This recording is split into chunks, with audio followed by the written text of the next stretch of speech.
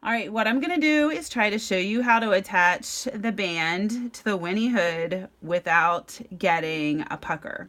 So what I've done here is put stay stitching around the dot and the dashed line that are on the pattern. I think on this side, you can still see that's my line I traced over from the pattern.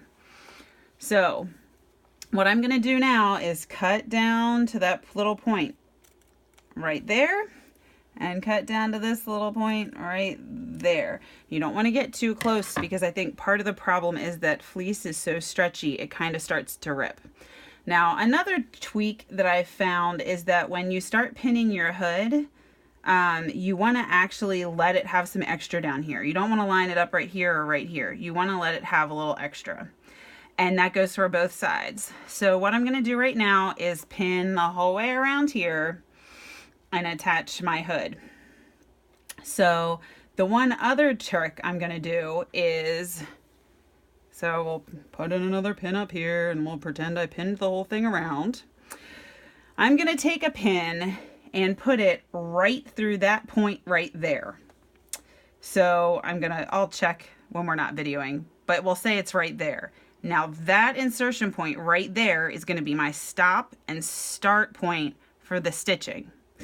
And so I'm going to go ahead and pin the hood, and then we'll come back and I'll explain the next step. All right, so here is my hoodie trim all pinned. And as you can see, here's what the inside looks like. There's my stay stitching and there's my pins coming in right at that pin point. So that when I'm starting on my sewing machine, I'm going to line these pins up right with this.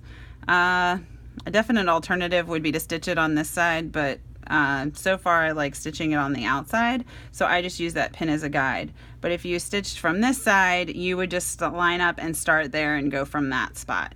So right now I'm going to line this up on my sewing machine and stitch it around the edge, and then we'll come back and I'll show you what it looks like on the other side. But just if you can see, I'm just lining my needle up right with that pin, and then I'm taking it out so I don't sew on that pin. But I'm lining it up right there, and that's going to be my start and my stop point then on the other side. So I'm going to stitch this and then we'll come back. All right, so now I've stitched on my hood. Looks like this. I'm now thinking that stitching it all inside out might actually be easier, but you know. So now this is the part where you turn it inside out. So you've got your little tab here, and you're going to pull your other little tabs in front. So it's easier to me if you have a leftover one that's bigger, put that one on the bottom, and then you want to pull the other shorter leftover one in on top, and you kind of want to square it up there. And then flipping it over, you're going to look here on the top, and you have this little, I don't know, rhombus or something there, and you see it lines up. You have your point there that you stitched in your stay stitching and your point here that you stitched on your stay stitching. So I'm going to put a couple pins in this.